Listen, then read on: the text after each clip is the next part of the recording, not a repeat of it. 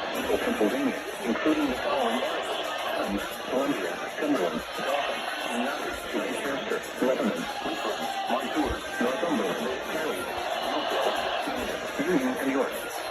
Until 1 a.m. Thursday, heavy rainfall will be tapering off early this evening.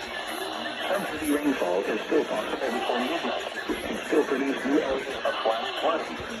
Many area streams and rivers are already running high or have gone out of their banks. While some additional rises are possible overnight, most of the smaller streams and creeks will be falling through the night. Only the large creeks and rivers will remain in flood status by morning. Flash flooding can damage roadways and tornado winds in less than a few hours. You should monitor later forecasts and be prepared to take action.